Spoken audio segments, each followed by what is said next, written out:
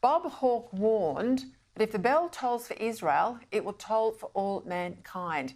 Well, we now have an Australian Foreign Minister in Penny Wong who won't rule out arresting the Israeli Prime Minister, Benjamin Netanyahu. I have made clear many times in this place that all parties to the conflict must comply with international law, and I again say we respect the independence of the International Criminal Court and its important role in upholding international law. Joining me now in what will be his last Credlin appearance for the year, former Prime Minister Tony Abbott. Well, Tony, welcome. Thank you for your time. I want to start with this issue in the International Criminal Court. How can we have any faith in this court when we have these arrest warrants where we've got the leader of a democratic country in Israel lumped into the same category as terrorists? I mean, Labor surely can't claim they're a friend of Israel anymore. I think that's absolutely right, Peter. Any court that claims moral equivalence between an apocalyptic terror group, Hamas, on the one hand, and liberal democratic Israel and its leaders on the other hand, it's not a court of justice, it's a court of politics. You were in the Howard government when Australia signed up to the ICC. You were actually in cabinet. So I've got to ask you, why on earth did we do this? Why did we support this? I think back then the hope was that the court would operate according to the normal principles of justice, due process, the right to be heard, giving people the benefit of the doubt and so on. That's not how it's turned out in practice, certainly not in this case. I mean, plainly, the prosecutor has started with, it seems, a preconception about this and has been talking simply to one side of this conflict. Now, as I said, there can be no moral equivalence between a democracy exercising legitimate right of self-defence and an apocalyptic terror group which to this day is holding some 100 Israeli innocent civilians hostage and is still pledged to the utter destruction of the State of Israel. Well, I know you're not going to breach cabinet solidarity, but I also know you did not support Australia joining the ICC. Alexander Downer says, you know, we've either got to reform this body or we should withdraw from the ICC. What do you think? Well, you won't be surprised that I agree with Alexander. Alexander was always optimistic about the ICC.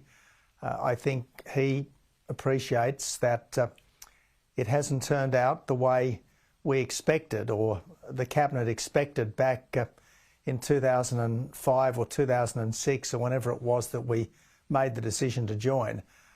This is a one-sided, compromised, conflicted recommendation that the court has made.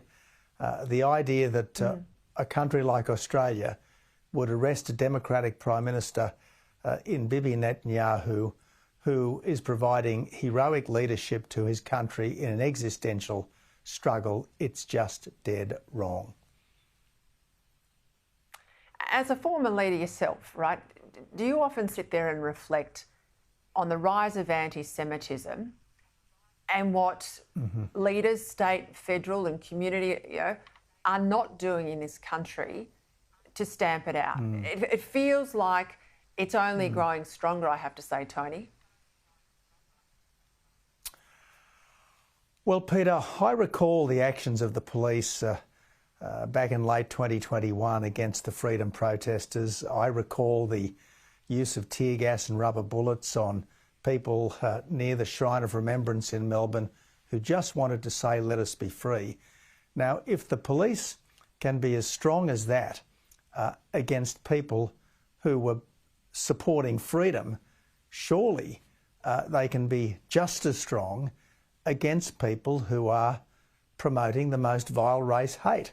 And yet there's been kid-glove treatment of these anti-Semitic pro-Hamas protesters ever since October the 7th. The idea that the police should be managing these protests as opposed to suppressing them, I just think is wrong. It's un-Australian to allow this kind of thing on our streets, and it should be stopped. What's the point of having a police if the streets are ruled by people who are promoting hate, who certainly aren't, I think, conforming to the general decency that we expect of Australians? Just after Donald Trump announced that he will bring back tariffs in relation to China, the Chinese ambassador in Australia spoke in Canberra, and he made it very clear how he thinks the world should look at the Australia-China relationship and learn from us, I suppose, on how we should perhaps kowtow. Have a listen.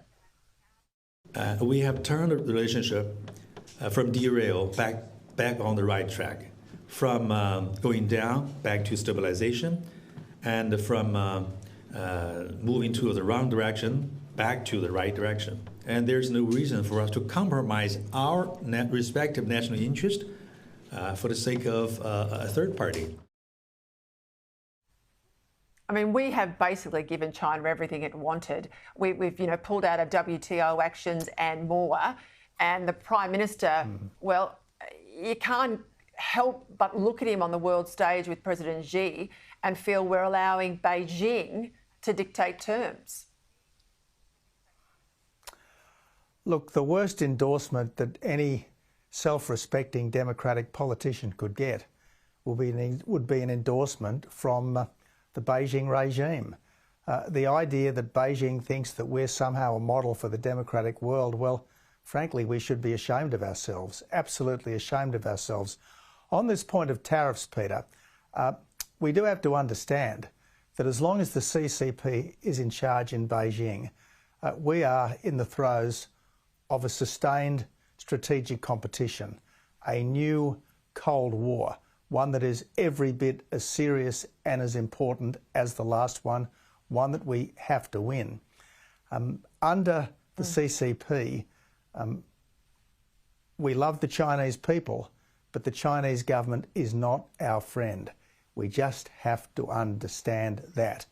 And the sooner we cut China out of all our critical supply chains, the better for our long-term national security. You're not wrong. I want to just pick you up too on one issue related to South Australia and the voice that they've brought in down there, given your advocacy to oppose the voice at a national level. Tomorrow we'll see in the South Australian Parliament the inaugural presentation from the SA Voice Group. Now, this will be the first for any parliament in Australia. They will, present their view of the world. They are also given the capacity, this group, the Voice, to question the cabinet, to also question bureaucrats. It's almost like a parallel parliamentary sort of body. Now, 64% of South Australians rejected the Voice at a national level.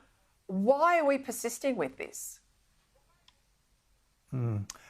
It's certainly privileged lobbying that's being accorded to this body that was elected by, I think, less than 10% of the Aboriginal population of South Australia.